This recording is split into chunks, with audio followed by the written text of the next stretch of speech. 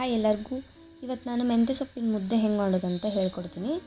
ಅದಕ್ಕೆ ಬೇಕಾಗಿರೋದು ಉಳ್ಳಾಗಡ್ಡಿ, ಮೆಣಸಿನ್ಕಾಯಿ ಮತ್ತು ಮೆಂತ್ಯ ಸೊಪ್ಪು ಸಣ್ಣದಾಗಿ ಕಟ್ ಮಾಡ್ಕೊಂಡಿರಬೇಕು.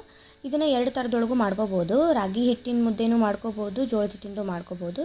ಇವತ್ತು ನಾನು ಜೋಳದ ಹಿಟ್ಟಿನ ಮಾಡಿ ತೋರ್ಸಕತ್ತೀನಿ. ಫಸ್ಟು ಎಣ್ಣೆ ಕಾದ್ಮೇಲೆ ಸಾಸಿವೆ, ಜೀರಿಗೆ, ಕರಿಬೇವು, ಕಡಲೆಬೇಳೆ ಹಾಕಬೇಕು. ಸ್ವಲ್ಪ ಕಡಲೆಬೇಳೆ ಕೆಂಪಾದಮೇಲೆ ಮೆಣಸಿನ್ಕಾಯಿ, ಈರುಳ್ಳಿ ಹಾಕಬೇಕು.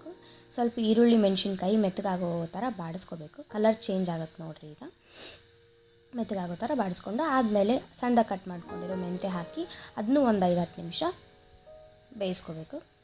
ಆಮೇಲೆ ಇದು ಮುದ್ದೆ ಮಾಡೋಕ್ಕೆ ನಾನು ತೊಗೊಂಡಿರೋ ಅಳತೆ ಅಂದರೆ ಒಂದು ಗ್ಲಾಸ್ ಹಿಟ್ಟಿಗೆ 2 ಗ್ಲಾಸ್ ನೀರು ತೊಗೊಂಡಿನಿ. ಅಷ್ಟು ನೀರು ಹಾಕ್ಕೊಂಡು ಉಪ್ಪು ಹಾಕ್ಕೊಂಡು ಕುದಿಯೋಕ್ಕೆ ಬಿಡಬೇಕು. ಕುದಿಯೋದಾದಮೇಲೆ ಹಿಟ್ಟು ಹಾಕ್ಕೊಂಡು ಮುದ್ದೆ ಥರ ತಿರುಗಿಸ್ಕೋಬೇಕು. ಇದನ್ನು ನೋಡಿರಿ, ಒಂದು ಗಂಟು ಬರೋದಿಲ್ಲ.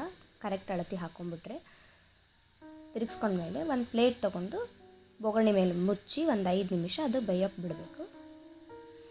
ಒಂದು ಬಟ್ಲಕ್ಕೆ ಇಲ್ಲ ಬೊಗರಣೆಗೆ ಸ್ವಲ್ಪ ತುಪ್ಪ ಹಾಕ್ಕೊಂಡು ಮುದ್ದೆ ಕಟ್ಟೋಕೆ ರೆಡಿ ಮಾಡಿ ಇಟ್ಕೋಬೇಕು. ನೋಡಿರಿ ಯಾವ ಥರ ಆಗೈತಿ ಅಂತ, ಫುಲ್ ಸಾಫ್ಟ್ ಆಗೈತಿ. ನೆಕ್ಸ್ಟು ಬೊಗರಣೆಗೆ ಟ್ರಾನ್ಸ್ಫರ್ ಮಾಡಿ ಮುದ್ದೆನ ಈ ಥರ ಕಟ್ಟಬೇಕು.